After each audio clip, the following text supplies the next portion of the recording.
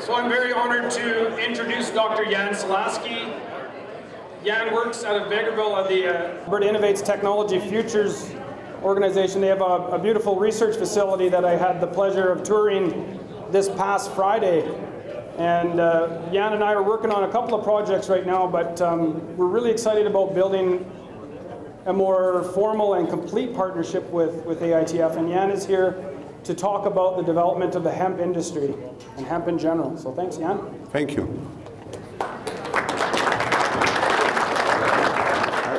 Yeah, so Ken, thanks of all, first of all, thank you for inviting me second time.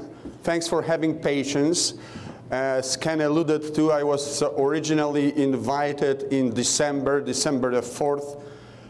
There was storm. I bet that very many of you made to the venue. I packed up all my stuff, sleeping bag, hot coffee and everything. And Ken was talking about getting permission from Stephen Harper to get on the road. I didn't get permission from my wife. And although, as I said, I was prepared and determined to make in here in December. So, sorry about that. I hope that we can catch up today. Yes, indeed, as Ken mentioned, I'm with Alberta Innovates Technology Futures, used to be known as Alberta Research Council, longer name, same amazing results. We are operating out of Vegreville. I've been working with Industrial Hemp for the last 11 years. Before we start, how many of you have grown industrial hemp in the room? One.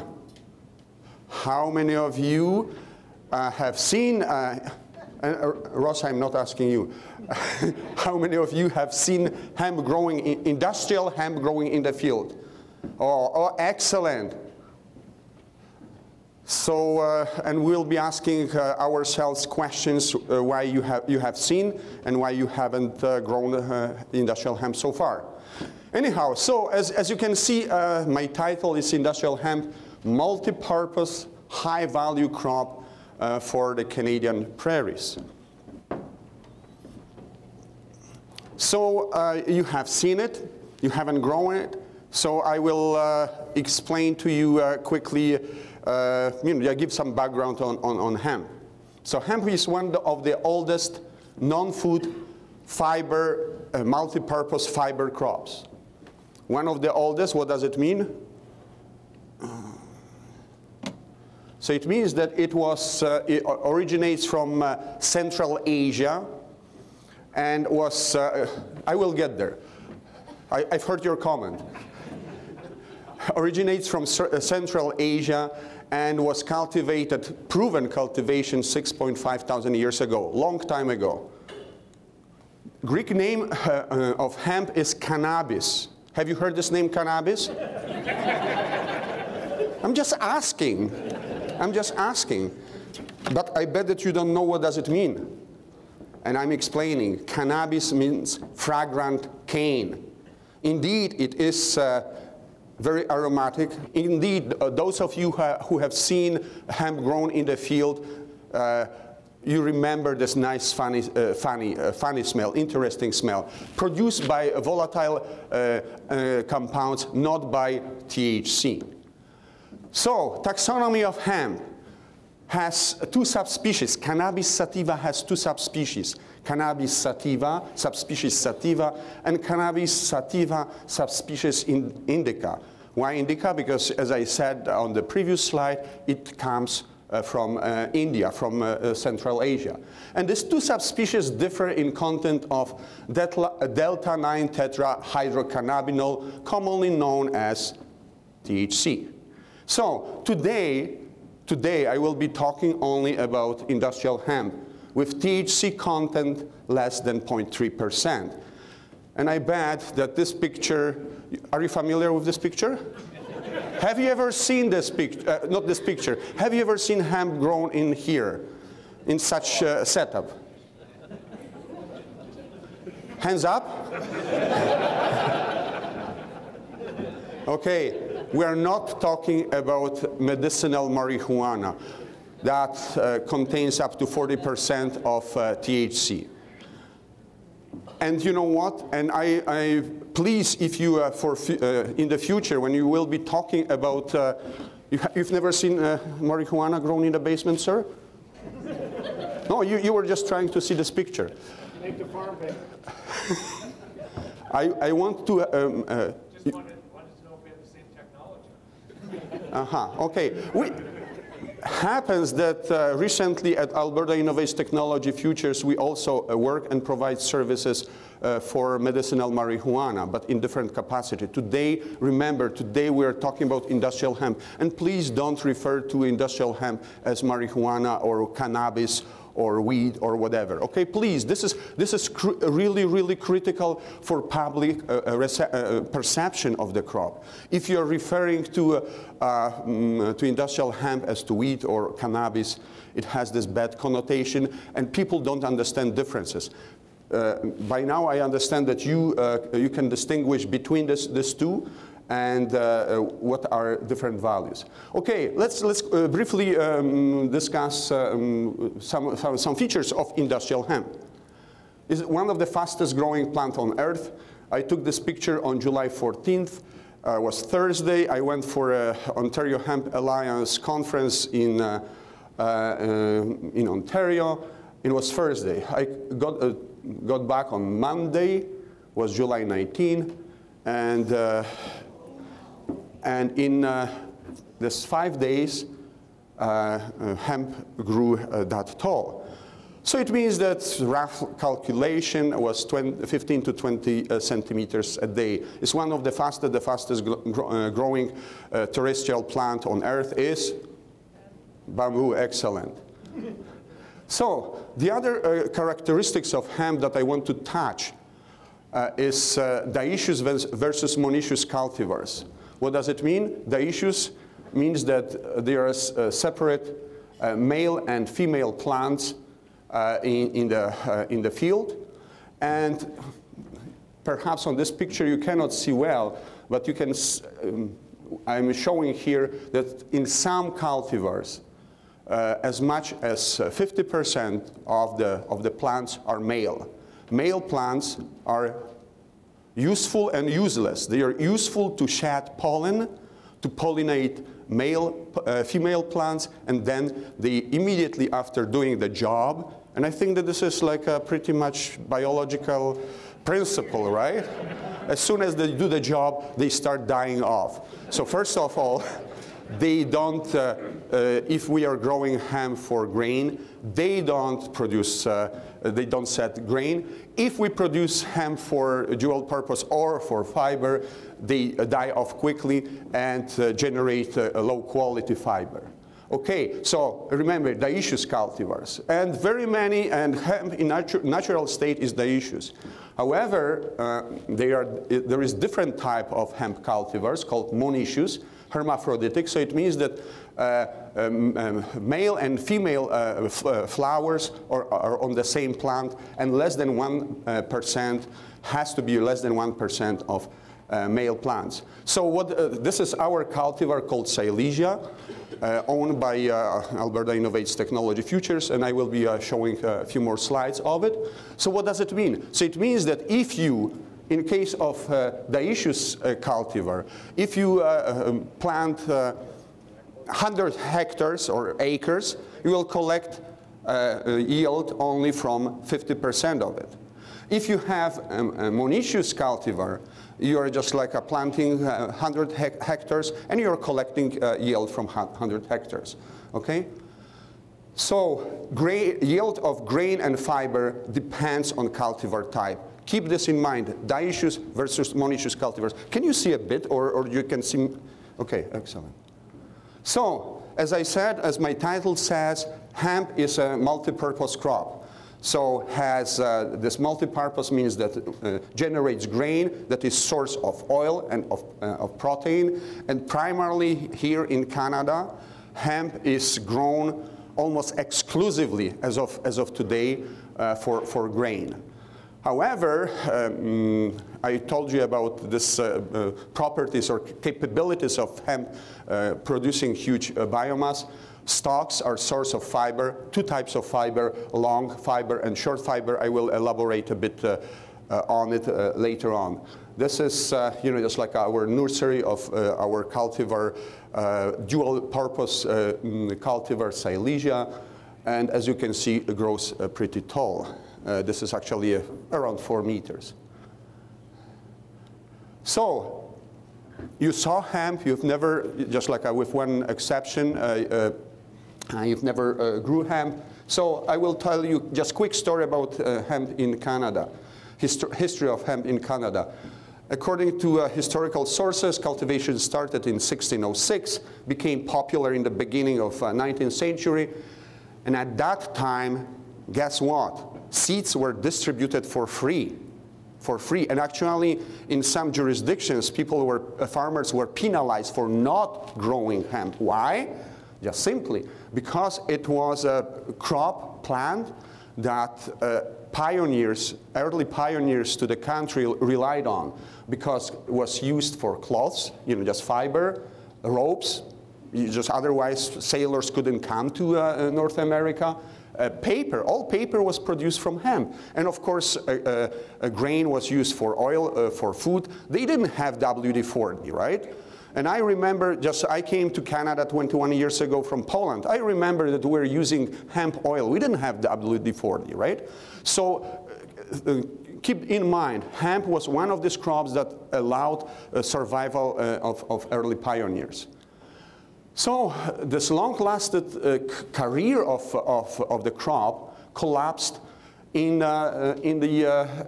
started collapsing in the end of the 19th century. Why? Because new fiber crops plants were introduced or brought, like cotton and jute.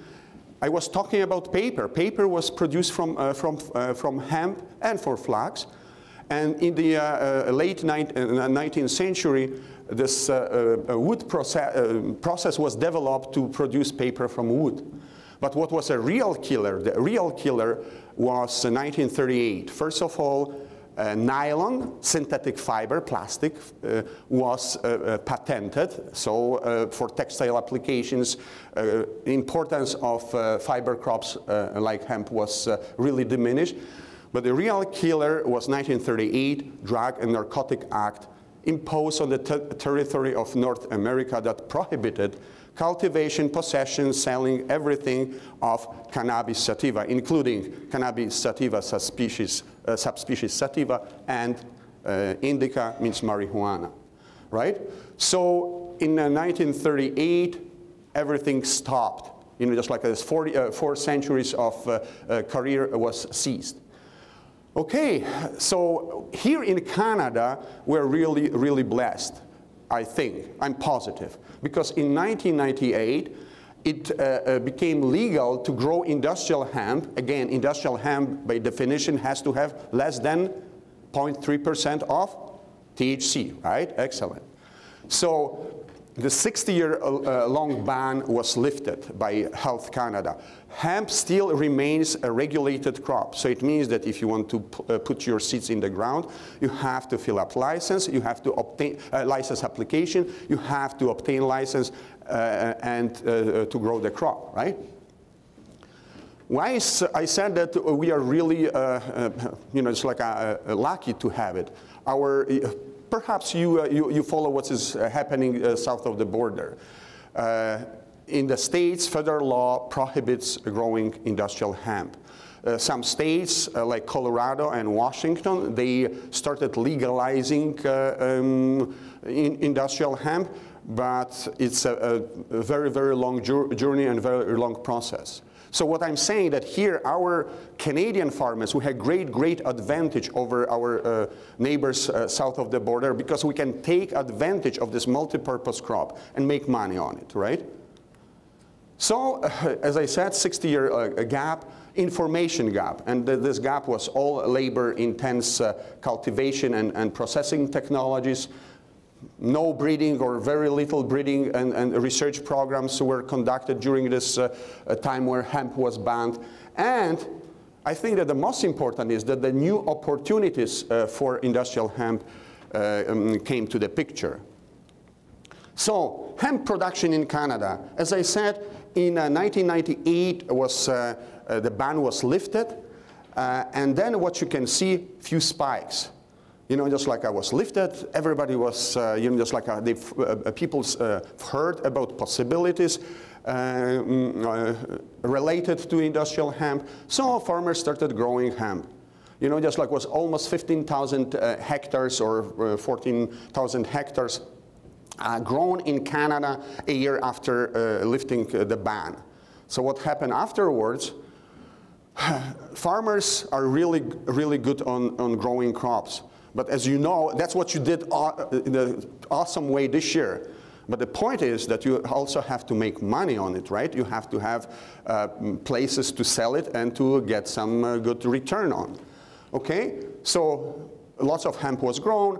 No market at that time, right? So for quite a few years, nothing happened. You know, just like pretty much this industry, this crop was not in existence, realistically speaking. And by the way, the red one it's what happened in Alberta.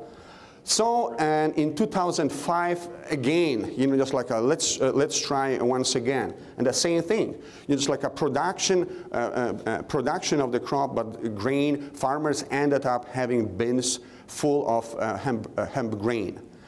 So, but now we are seeing a trend, and it's not only a trend. This is what is really happening and what is going to happen. Hemp is no longer in Canada. Hemp is no longer a niche crop, and hemp products, as I will be showing momentarily, are not found only at the very bottom shelf in health food stores.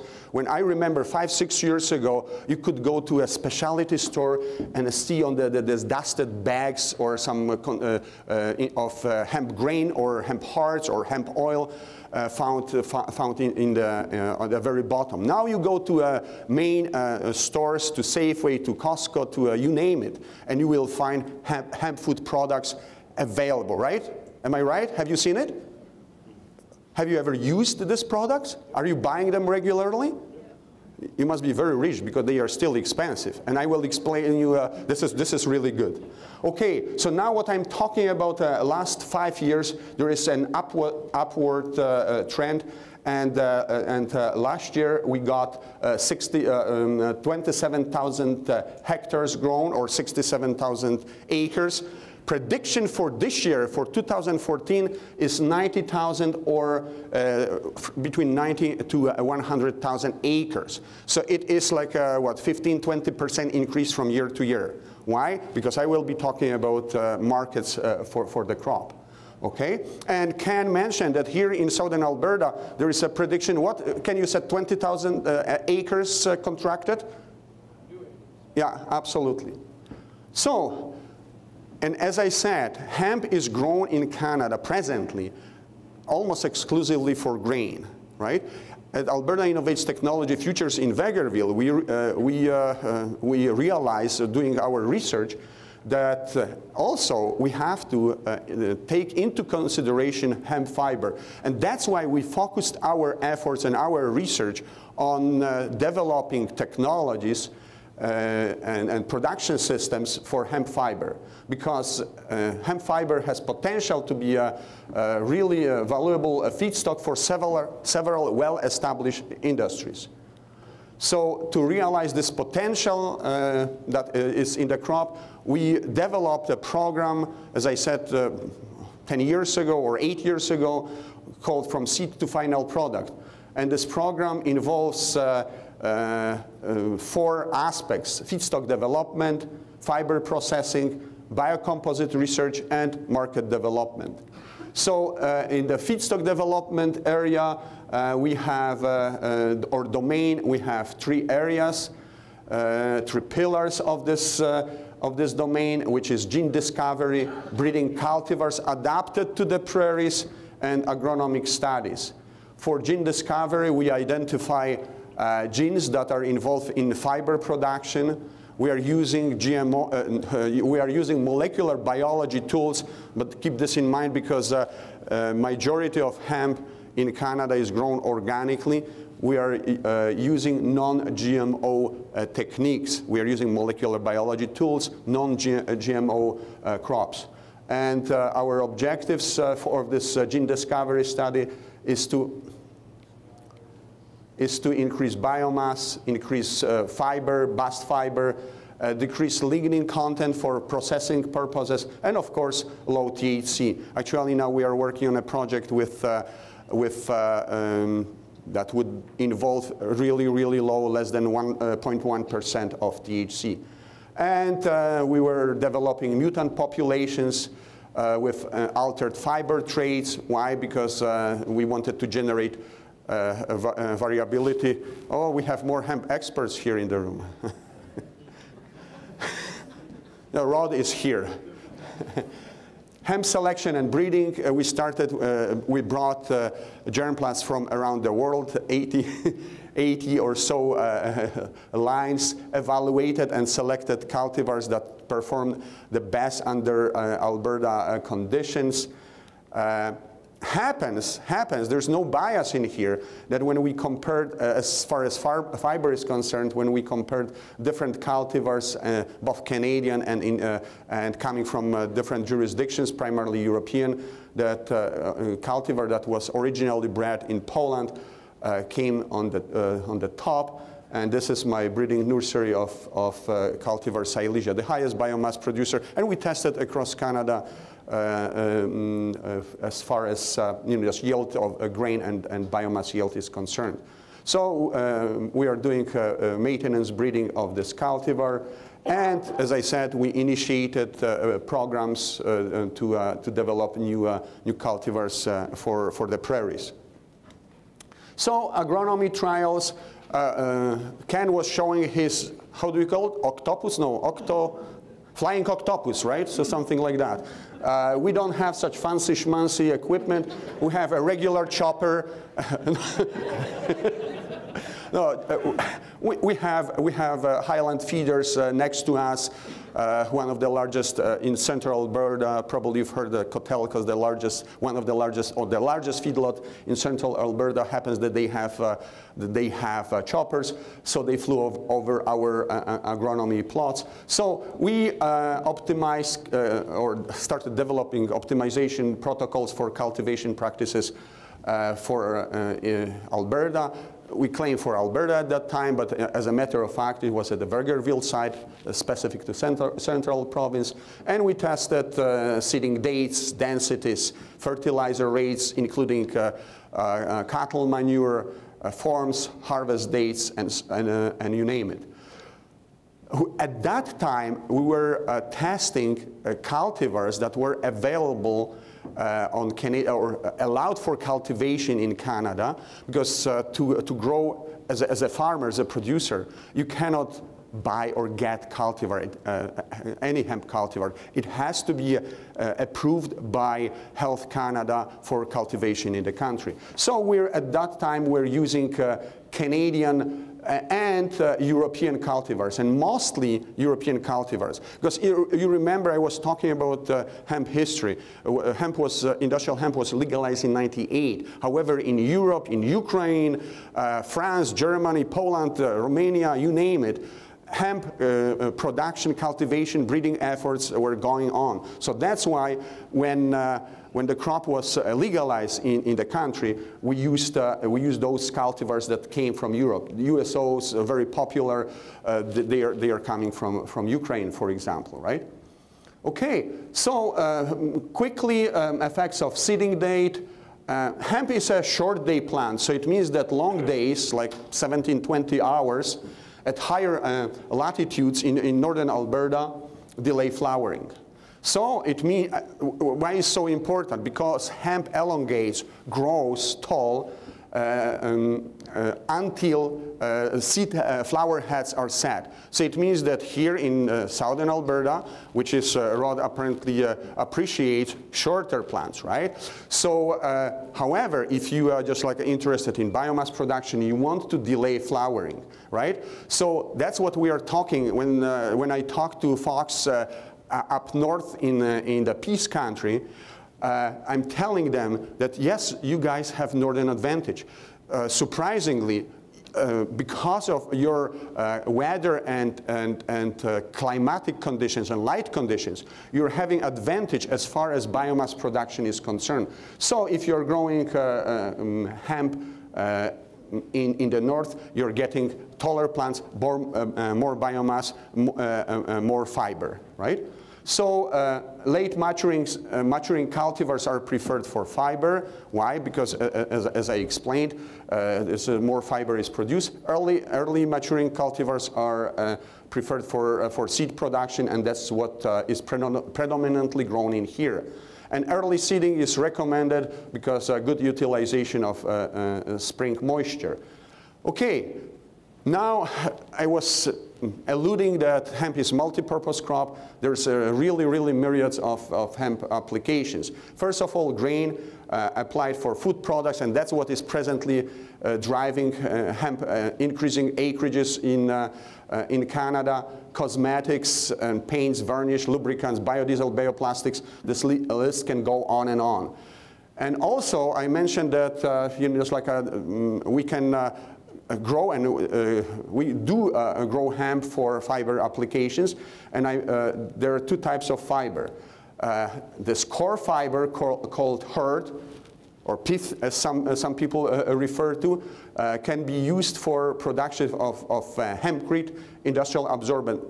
I will explain what hempcrete is. Industrial absorbents, insulation, animal bedding, these are all existing markets, right? However, hemp has also this long outer fiber called bast fiber that is used for production of biocomposite textiles, geotextiles, textiles, ropes, twines.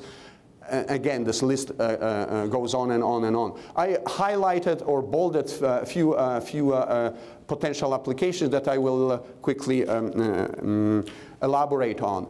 But, as I said, hemp has two types of fiber that have different industrial applications. So to use these fibers for industrial application, you have to what? To separate, or as we call it, decorticate fiber. In Vegreville, and Ken got opportunity. Rod, I bet that you also have seen our facility. We have decortication or fiber separation facility in Vegreville. Here's the picture. It's called ABDC, Alberta Biomaterials Development Center. And indeed, this 1 ton input of hemp straw an hour generates two types of fiber, bast and means long fiber, and short fiber or hurd, and dust, of course, 10% of it. So I mentioned some applications. Here, that's what we have in Alberta. This track, no, not that entire track. The canopy of this track has been made from hemp that was grown on our plots in Vegreville by a company called TTS. They operate out of Edmonton. And as I said, the canopy is made out of hemp. And sorry, here you can see they left a small spot not painted. And here, this is how is our hemp looking in a form of biocomposite for this canopy. So you like your tracks, perhaps you like your canopies on the tracks as well. But it's not only tracks, not only canopies. Here is a panel, indoor panel of a car door. Probably you don't see it because it's covered with leather. If you drive Class C Mercedes, how many of you drives this class? Hands up, hands up. 5. You can see how many parts of high-end cars are made out of hemp. And if you cannot afford Mercedes Class C, perhaps you're interested in buying or signing up for Kestrel. first Canada biocomposite electric car that is, will be produced, manufactured by a company out of Calgary. If you think that this is sissy for girls, so maybe you want to grow your own tractor. Yes, indeed. Look at this versatile. Who has a versatile in your yard? No? Nobody? Few guys. So very soon you will be having, you can grow your own tractor. And I'm not kidding you. Our colleagues from Composite Innovation Center out of Winnipeg, in collaboration with Versatile and a few other companies, they are developing, and this parts, hood, are made out of a biocomposite, hemp biocomposite, okay? So you can literally grow your own tractor. So I promised to tell you a few words about Hempcrete. It's a biobuilding material, a biocomposite thermal walling made out of hemp, lime, and water. And this structure, this beautiful house in England is made out of hemp, same as this warehouse in England, made out of hemp or Hempcrete, right? So why Hempcrete? And Ken asked me these few questions on Friday. Here I promised to answer your questions. Here is written on the screen if you read. High thermal insulation and sound absorption, good vapor permeability, fire and pest resistant, and fast and economic construction. And why I mentioned this Hempcrete opportunity? How many of you heard about stemia? And Rod, I'm not asking you. Stemia, one. How many of you read recent or January's issue of Western Producer about Scilab? There are two, oh yeah. So in this area, in Tabor, or in southern Alberta, generally speaking, there are two companies who want to put up a processing facility, decortication facility that will be producing stemia. Plants are to produce 50,000 tons, to process 50,000 tons of straw for different applications, primarily for Hempcrete. Ken is like rushing me. Are you rushing me? Good. The other product that is made out of hemp, and again we are talking about Calgary, a firm called Hemp Mulch. They are using hemp as soil erosion material. Here is somewhere in Latin America, and they are spraying, again, this is a helicopter, they are spraying mulches, natural fiber-based mulches on the steep slopes. Closer to home, looks familiar? Olympic Park in Calgary. They were spraying this natural fiber-based mulches in Calgary. Huge market, really huge market. We are running projects with them, evaluating their new products. We are replacing paper that they are using with natural fibers. This is a really great opportunity. Textile applications. Just now you can buy hemp products not only from the specialty stores, but there are lines you can buy in Walmart, in general retailers. For a few years we were running a project, and I think that we grew some fiber on rods, plots, or fields for a company out of Quebec, Logistic Unicorp, the largest company manufacturing uniforms in Canada. Uniforms not only for military, but for everything from casino workers, firefighters, and you name it. And again, why hemp? Because of exquisite properties of its fiber. And last but not least is, as I said, hemp industry in Canada is driven by food. And here is a shelf in my office that Ken saw last Friday. And I eat these products. Today I couldn't eat it because I didn't bring with me. But what I'm trying to say that perhaps some of them, some of these products you have already spotted on the shelf. Have you ever seen some of these products on the shelf? Excellent. You know, just like hemp hearts are everywhere. Just keep looking. But I'm not talking only about hemp food products, but you have also cosmetics, as I said, and there is several companies that they are developing all kind of, including soaps, lip balms, you name it, right? And here is beer, hemp beer. These two are, I have a few more now, are made in BC. I don't like it. Well, I'm honest with you. I'm honest with you. Just appreciate that, okay? I don't like it. I like European beers.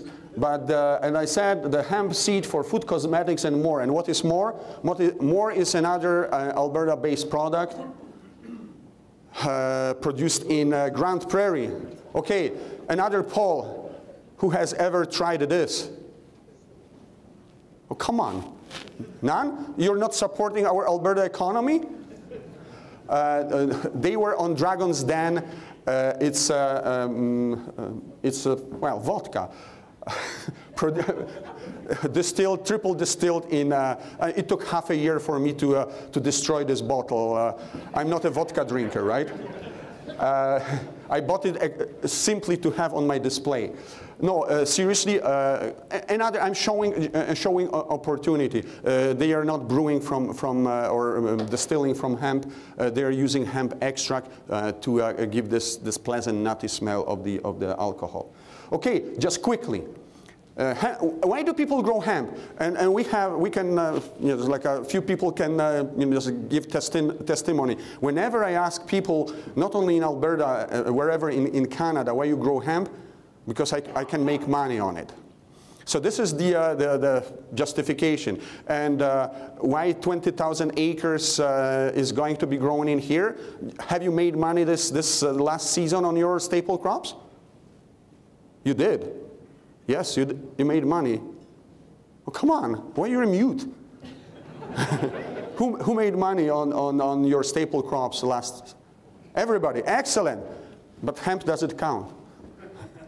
So hemp economics, since the crop is, this report was produced or released by Siracon, Alberta-based company, and was commissioned by Alberta Agriculture in March 2012.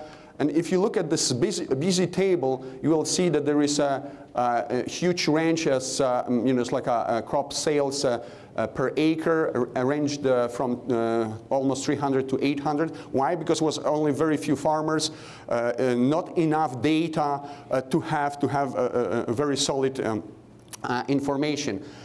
Contribution margin, again, huge margin between $52 and $500, so 10 times, tenfolds difference, again, because of you know, small number of farmers who were prepared or willing to contribute their data, and there's comparison with other staple crops.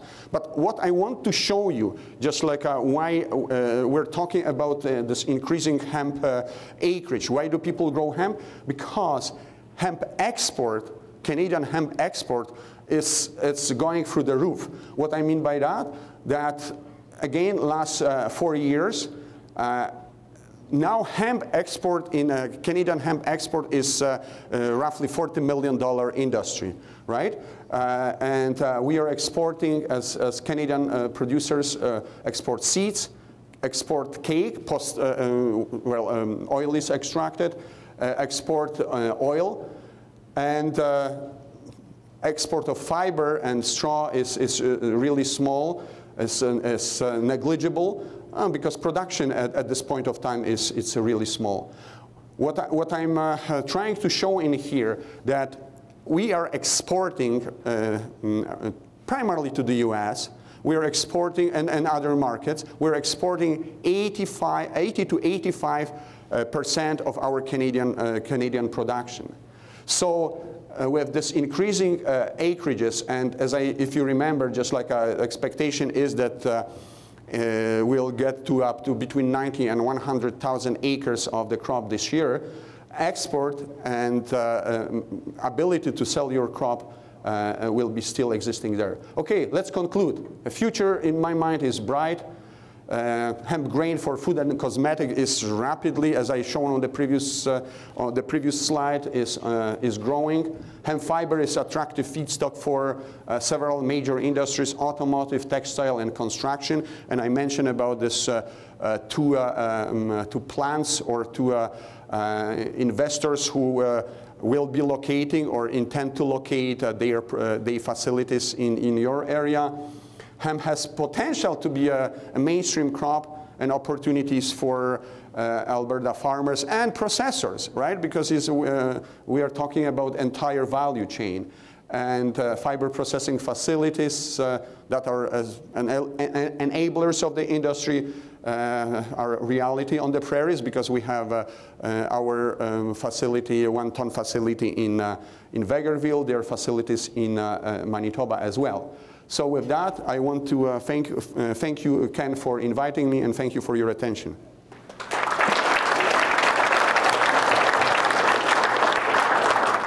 The question is about rotation, and Ken mentioned that we are presently applying for a 4-year grant that we will be doing a more detailed agronomy. We have some information already existing, but not to fool you and to provide just like best management practices for the crop based on long-term studies, we suggest to wait a few more years. I wouldn't grow after canola. I wouldn't grow anything but cereals after canola. Or maybe just pulses, but just like lots of canola growers in here in the room? No? Yes? Perhaps? Everybody. Not everybody. I disagree, because I learned at my table during breakfast that you don't grow, and he's your director now, so be careful. That there are some rotations without canola, which really surprises me, because at least in our area, as I tease our farmers, what's the most common rotation is canola, snow canola, clubroot, blackleg, and all these problems, right? Yeah, so I'm looking forward to collaborate with Ken on that, and it will be a really great. Ken didn't mention that we intend to run this project at 3 sites, or actually 4 sites across the province, ranging from here on irrigated and dry land, Vegreville, and then the Peace, right? So pretty much we are offering, or will be bringing, this information that is really pertinent for farmers in Alberta across the entire province, okay?